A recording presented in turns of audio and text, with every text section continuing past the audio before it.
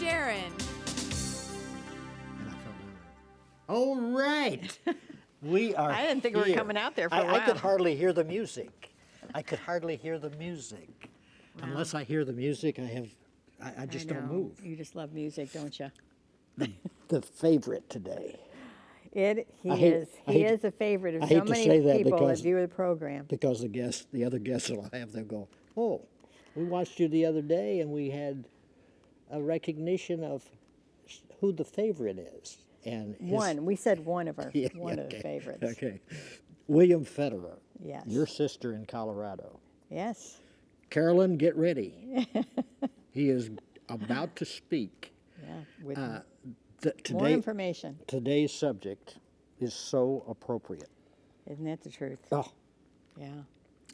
And the day you're watching it, I won't tell you what day it is, honey, because you'll give it away. But everybody today will understand completely why we're having this unbelievable walking encyclopedia. Yes, on America. Of the Constitution of America, of our founding fathers, what they said, how they prayed.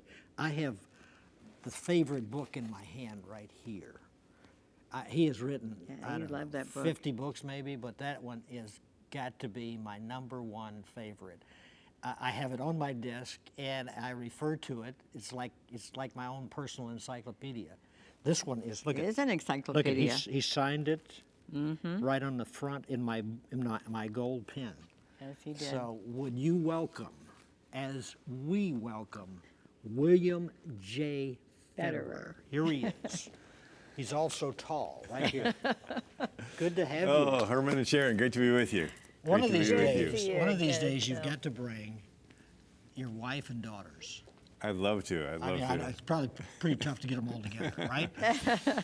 Well, they're all over the country, in the world, but right? He has brilliant children, and they're good looking. Oh, I agree. Usually brilliance is like, okay, that guy looks brilliant, but they are like knockouts and brilliant. Oh, God bless you. Well, I agree with you. Have a seat. We're gonna talk about. Yes, join me. Yes, this is. And by the way, go to the website because Dave just had the website up. But make yourself available. I know you hear me say this a lot, but I'm telling you, I have a library of William J. Federer's books. I do. If you went in my office, I could prove it to you. But you need to have your own library because one of the best researchers I've ever been around. I know there are some out there, and I listen to them, and it's like they go like this, and you go, that's good, and then all of a sudden, they go like that, and I'm going, William J. Federer would never do that. He starts like this, and he just keeps ascending. But you are gifted, just absolute. I mean, I'm talking about recall, which is so important. You have that gift. Well, you're a great encouragement to me. I want you to know that. But I do love the one quote where Arthur Schlesinger Jr. was a Pulitzer Prize-winning historian. He said, "History is to the nation what memory is to the individual." So I thought, have you ever met an individual who has lost their memory? Maybe they have Alzheimer's. It's really sad. Well, we have national Alzheimer's. Yes, we Here do. we are, the freest country that planet Earth has ever seen, and we forgot who we are. Give me an idea. 4th of July is a big deal in America. What began that recognition? Well, we have to remember the King of England was the most powerful king that planet Earth had ever seen. He was a one world government globalist guy with him on top. Globalist. Right. And so the sun never set on the British Empire. That's right. He had Australia, New Zealand, Hong Kong, British Guyana, Canada, India, a quarter of the world's population right there. Barbados, Jamaica, and America. And, a little background. The same fallen nature of Cain, kill, and Abel. You have gang leaders and Indian chiefs and tribal leaders. There's this quest to have a pyramid structure with a king on top. And they keep getting bigger and bigger. In the 1500s, the King of Spain had the largest empire in the world. He had a monopoly on the New World for a century, Spain. Wow. And the Philippines are named after his son, King Philip of Spain. But here's King Charles V. Well, what happened was the French team up with the Muslims, the Ottoman Turkish Empire, against Spain. Not good. Not good. And then you have England and Dutch team up against Spain. And so in 1588, the Spanish send their armada, huge, enormous ships, biggest navy that the world has ever seen, and they're going to smash the Reformation in England. But the Dutch and the English, with a hurricane, destroy the Spanish armada. Once that happens, it breaks Spain's monopoly on the New World. And so it's sort of a mad dash, like an Oklahoma land rush. You have all these European powers wanting to hurry up and settle North America. The French settled New France, which becomes Canada. The Dutch settled New Amsterdam, which becomes New York. The Swedes and the Danes settled New Sweden, which becomes Delaware, New Jersey. And then the English settled Virginia, named after the Virgin Queen Elizabeth, and New England. And so these colonies were doing something where they had a 3,000-mile ocean that separated them from the king. And Europe was the chessboard. It was the big prize that all the kings wanted. And America was sort of this afterthought, sort of backwater. You know, it's like, whatever you guys do, just don't cost us any money. And so America, we had 150 years of experimenting with self-government. And the big contribution was New England. These were Protestant pastors that had this congregational form of church government that they made their community government. And so in New Hampshire and Massachusetts and Rhode Island, it was where the people got involved in governing. Instead of it being top-down, run by a king, it's bottom-up, ruled by the people. Wow. And so in the book, the original 13, I actually give the different history of each colony. And it really makes it clear what was the reason that we broke away from England. But these 13 colonies didn't like each other. They would tar and feather each other. They'd chase each other out. Literally. Yeah, the Massachusetts, they not only hung some witches, they hung Quakers. 4 Quakers were hung as heretics in Massachusetts. And so they didn't get along. It was not until the Revolution starts that all these 13 colonies have to team up together to break away from the king. And it created a bigger picture called the United States. It's like, I don't really like you, but I'll work together with you because I don't like the king even more. What was it that made them want to start the Revolutionary War? Well, the king had wanted to, he sort of woke up and realized that the colonies had more freedom than he intended, and he wanted to tighten the screws. And the more he tried to tighten it, the more the colonies wanted to break away. And a couple things. The big deal was the spice trade from Indonesia, the British East India Company. And they were fighting the Dutch. A little trivia, if I can go on a rabbit trail. Oh, I love your trivia. So during the colonizing period, the Dutch get control of Indonesia and the Spice Islands. So nutmeg comes from the Banda Sea. There's a little 11 islands. That's the only place in the world that nutmeg came from. It's not only a spice, but they thought it cured the bubonic plague. And so everybody in Europe wanted nutmeg.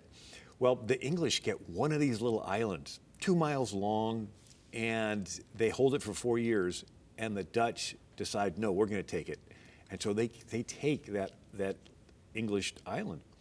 Well, the English don't like that, and so what do? They go and decide to take one of the Dutch islands called Manhattan Island. And so, sure enough, they get the man.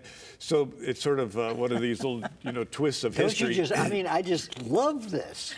Little twists in history that, they traded this Spice Island in old Indonesia for New York. Wow. And, obviously, the English took New York, and it was a better colony than this little island. You just talked about New England. Just a few of this is in my favorite book. All right. But the New England primer. Look what they required for the alphabet. Right. This is, we talk about the Christian heritage of America. Yeah. And so they would be teaching the Bible. And so here's this was a book that they taught the alphabet to the young children, but they didn't have the secularism back then. And so A, in Adam's fall, we sinned all. B, heaven to find the Bible mind. C, Christ crucified for sinners died. D, the deluge drowned the earth around. So that's the flood. And he has it all in this right there. But just to think where we are today, can you imagine using that as your guide? No, we have gotten so far away. And, Yeah. and it's sort of interesting, you know, picking up where I left off, that ties into Yes. that. The colonies, once they broke away from the King of England, their one fear was that our federal government would pick one Christian denomination and make it the national one, Right. which is what every country in Europe had. Absolutely. England picked the Anglican denomination, Scotland Presbyterian, Holland Dutch Reformed. You know, Northern Germany and Sweden was Lutheran, Switzerland Calvinist. And of course, Italy, Spain, France, Austria, Poland, Ireland remained Catholic. Greece was Greek Orthodox, Russia was Russian Orthodox. It was one denomination per country. Yeah. And so the big fear in America was that we were going to have the federal government pick one Christian denomination and make it the national one. So what they did is they wanted to tie the federal government's hands. Why? Because religion was so special and so important to them, they jealously kept their own denomination on the state level.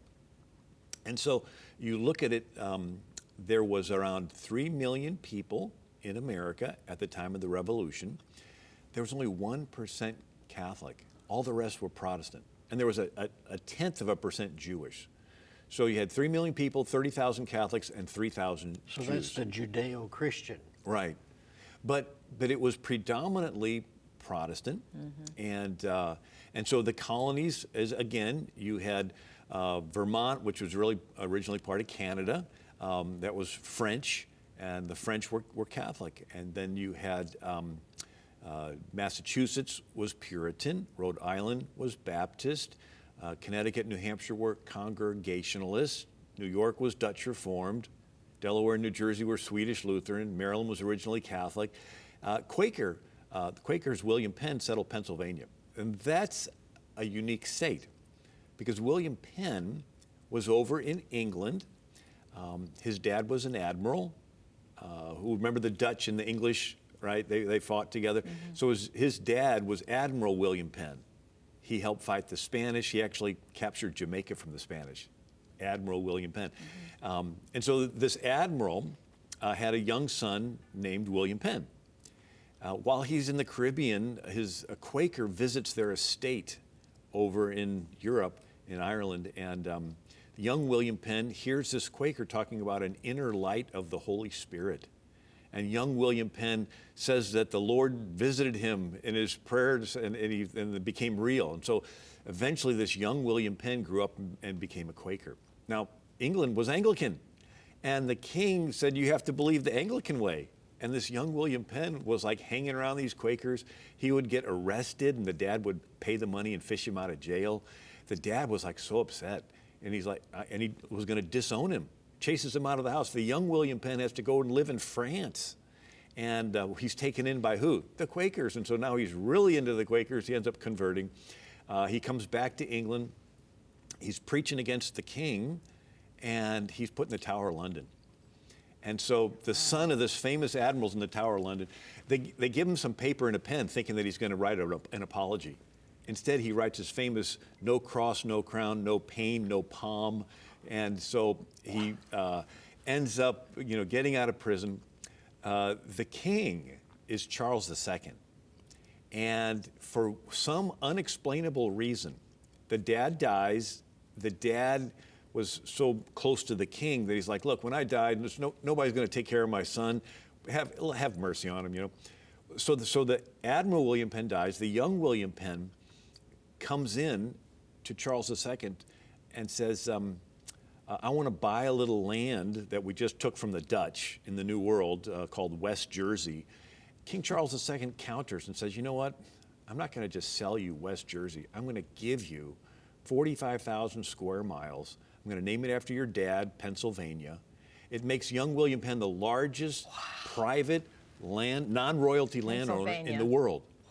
And so this young William Penn, who had been persecuted for his faith, comes over and says, okay, in this new colony, nobody's going to persecute anybody for their faith. So Pennsylvania becomes this place where you have Mennonites and Baptists and Germans and Lutherans and, and even the first Catholic church in the English-speaking world, and they're all coming into Pennsylvania. So when the revolution is starting, where does the Continental Congress meet? Pennsylvania. Why? Because they all feel comfortable coming there. That's right. You got John Adams from Puritan, Massachusetts can come, and you got Anglican, Virginia, Thomas Jefferson can come. They all feel comfortable in Pennsylvania because it's this. And so the Declaration was written in Pennsylvania. The Constitution was written in Pennsylvania. It temporarily was the capital of the United States. And so this idea of Christians saying, look, we may not agree all the time on religion, but let's work together against this greater threat of somebody wanting to take away all of our freedoms. And so that's why we see this birthing of America and religious freedom in America, where it's not the king forcing you to believe the way he says or he's going to burn you at the stake. It's, no, your worship of God is only of value to God if it's freely given. So how did it spread all around all the states, the freedom to worship as you please? It was on a state-by-state level. So it's like a racetrack with 13 lanes, and they open the gate and all the horses take off. So some states were really fast at expanding religious freedom, like Pennsylvania, like Rhode Island or New York. Some states were really slow, like Massachusetts and Connecticut. Massachusetts had the Congregational Puritan denomination established up until 1818. And, I'm sorry, that was Connecticut, and then Massachusetts, 1833. So in other words, you could not hold office in Massachusetts unless you were a Congregational Protestant up until 1833. Wow. They were the ones pushing most for a First Amendment because they feared that a big federal Walmart denomination would come in town and put out of business their mom and pop denomination. Wow. You know, and so that's where it started. So I read through, because this book's called The Original 13, I read through every state constitution. And originally in 1770. And by the way, when he reads, he remembers. So 13 colonies, 13 states, 9 of the states required office holders to be Protestant. New Jersey, North Carolina, South Carolina, Georgia, right there in their state constitution. 3 were liberal, said all you had to do was be a plain Christian. And 1 had 0 religious requirements to hold office. Rhode Island, founded by Baptists, they said if that you required someone to be a Christian, they could say they were just to get elected, and that would be hypocritical. So just vote for the best Christian person you know. We're just not going to require it. Well, that's something. So that's the beginning. Wow. And then there's an Irish potato famine. Millions of Irish Catholics come to America in the early 1800s. The Catholic percentage goes from 1% to 20% in just a decade. There's a large backlash, but then it settles down and states change their constitutions from requiring you to be a Protestant to just being a Christian. Like North Carolina, 1835 said all you had to do was be a Christian. That was in effect up until 1868 when they changed it to just believing in God.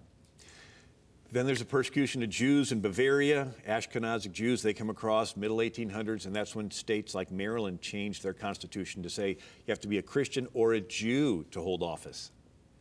And then finally, after the Civil War, many states rewrite their constitutions and say all you got to do is believe in God. And then evolution comes along. Charles Darwin, Evolution of Species, and there's a Harvard law professor, Christopher Columbus Langdell, and he applies evolution to the legal process, calls it the case precedent theory of law. Instead of going back and reading the founders, just take the most recent case and bend it a little bit. And so with that, you begin to see this idea of just evolving the law in these courtroom cases until finally, in the 1947, the Everson case, they called atheism a religion. That's right, our federal government calls atheism and secular humanism religions, they're belief systems. And so now to not prefer one over the other, they kick God out. And so, and the irony is, by kicking God out, they're establishing by their own definition the religion of atheism.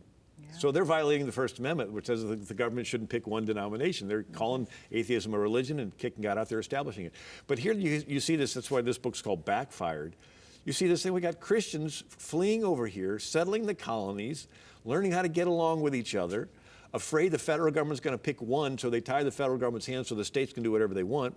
States expanded, and then you have the federal government usurp the power and with this evolution begin to morph it to the place where now they're wanting to say if you believe in Christianity or you believe in God, you're intolerant. It's like, wait a second, we're the ones that came up with the idea. Yeah, you know? Totally turned. I mean, in this, I could just sit at this guy's feet for hours. 'Cause, I mean, it is amazing what our history has left out today. What you just said, can you imagine sitting before Congress, you, and giving what you just said? They couldn't ask you any question because they know nothing. Seriously. And then you could continue because they don't know what to say after you continue. It is amazing because we are illiterate when it comes to how we were founded. Do you see now, all of a sudden, that Christianity will be what will be persecuted here because they're calling us now racists and all different names? Right. It's interesting. The LGBTQ agenda is, in its effect, simply a way to declare war on Christianity. If they would come out and say, you know what, we're going to ban Christianity, and the candidate running for office, I'm running to ban Christianity, people say, no, we don't want him. But if they cover it and present it a little bit differently, saying we want to tolerate this new, alternative sexual moral behavior, they say, oh, well, okay. And they get in, but the effect is the same because they immediately go to the preschools and begin indoctrinating little children that if there is a God, he is so messed up, he's put in men and women's bodies, and you have to have operations to fix it. What a messed up God, and I'm made in this guy's image? And then they say that that particular behavior is not a sin. Well, if that's not a sin, arguably there are no sins. If there's no sins, you certainly don't need a savior. Which is what they're promoting. And so they're pulling the rug out of all the Christians. And then they, and Jesus said, if you cause one of these little ones that believes in me to stumble, better than a millstone we put around your neck. So here we are, America, the people are the king. Here we are allowing this to be taught that Jesus would never teach. Would Jesus teach that agenda? No. Jesus says in the beginning, God made them male and female. But they don't believe there is a Jesus. Yeah. That's fictitious. That's somebody wrote that in a book, and you believe it, that's okay. No, it's not okay, but that's what they would reply. 4th of July, how did it begin? So the King of England saw that America was exercising too much freedom, and he begins to wake up and want to tighten the screws. And one of them was the British East India Company. It was losing money. And so the king decided to give them a monopoly on selling tea in America, which was the basic drink other than water. And so the Dutch and others were smuggling tea in and at a whole lot cheaper price. That was just one of the issues. And then America was printing its own currency, and they said no more of that. They were having their town halls and deciding stuff. There was a General Howe that comes over from England, and he's like, what are these town hall meetings? We don't need you meeting anything. You do what the king tells you to. So he's like shutting down all these town hall meetings. And it's basically the king, the French and Indian War takes place. Remember I talked about the global powers, Spain, Dutch, and so it turns into a tug of war between the two biggest powers, France and England. It's called the French and Indian War, 7 Years' War. The British win, but they decide to leave troops in America. But we don't have barracks and forts that big enough to hold all the troops. So the king decides to quarter them in your house. And they sleep in your beds, and you got to live in the barn or the attic. And they're making advances on your daughters, and they're looking down at your congregational denomination because they're Anglican, and so anyway, then the colonies have to pay the taxes to support these people. A bunch of people protest. The British fire into the crowd. It's called the Boston Massacre. And then the British blockade Boston's harbor, starving all the people, and then the British want to take away the guns. And so they, send their troops, and then we have the Battle of Lexington and Concord, and but as the King of England, King George III, the British, the monarchs want to inbreed to keep the royal bloodline. If you do too much inbreeding, you get a disease called porphyria. It's a genetic disease, and King George III had it. And so he was a little bit off base. Matter of fact, after the Revolution, he falls off, and they put him in a royal insane asylum twice. And he's finally he's so out of it. One time he gave a speech, "My lords and my peacocks," because the ladies had flowers in their hair. And so here we were. This guy was in a sense borderline crazy, and he was not being receptive to the values and the rights of the colonists. And so the colonists said, "No, we want the freedom to believe the way we want," and so forth. So Yeah. Wow. That's amazing. One thing I want to cover before you go, the Democrats, the Democrats. They're trying to tear down now the phrase, "so help me God." In fact, they've already got some agreement. with the committee oaths, Yes. yeah, they've taken God out. Where does that come from? Well, the oath goes back to the founding of America. George Washington took the oath, "So help me God." The idea is, if it's a spectrum of power. One side you have a king who rules through fear. You do what he says or he kills you. The other side is no government, total government, no government. No government's chaos unless the people have internal morals. Why would you follow them? You're accountable to this God who's watching everybody, and he's going to hold you accountable in the future, and he wants you to be fair. And so the idea is that they knew politicians would have the opportunity to do dirty backroom deals, and nobody would ever find out. But if the politician believed God was watching, and he would hold them accountable in the future, it would be a deterrent for this politician to do the dirty things. And so they want to have you swear before God to hold you accountable, to tell the truth and to do what you're promising. Right. If there's no God, then it's like, it's only wrong if you get caught. Which the Yeah. Democrats are pushing. Right. There's no question about it. I mean, if you want to know what the Democrats would do, take a look at what is happening in Los Angeles, San Venezuela. Francisco. I just wrote some of them. Detroit, what happened there. I mean, take a look at the Democrat-controlled cities, mayors, wherever that may be. It's only a short walk to chaos. The socialism in Venezuela, Yes, that's right. and that used to be, right, one of the most the richest country in South America. richest country in South America. We need to get back to God. Is But the what we thing of it need. is, we could be saying, do you remember America? It was one of the, it was #1 power. Do you remember when people would go there just to say, there's no place like America? Look at it now. Why? Because the Democrats took over. I'm telling you. This is a display. That's why I don't understand. Why Trump wouldn't have the next election? Like 1,000%. No one voted for anyone else but him. And I know you're saying, yeah, that's what you want? Well, let me tell you something. Here's the alternative. What is happening? And by the way, you have something I'd like to just talk about, the D-Day prayer. Right, so Have we got a couple of minutes? 15 seconds. So World War II Memorial, Washington, D.C., no mention of God. And so you have Chris Long, Ohio Christian Alliance, ddayprayerproject.org. They got the senator to Portman of Ohio to push through adding the Franklin Roosevelt's prayer to the memorial. Okay. You can stretch it, Dave. Thank you, because I want to get everything in that William says. God bless. Bye-bye.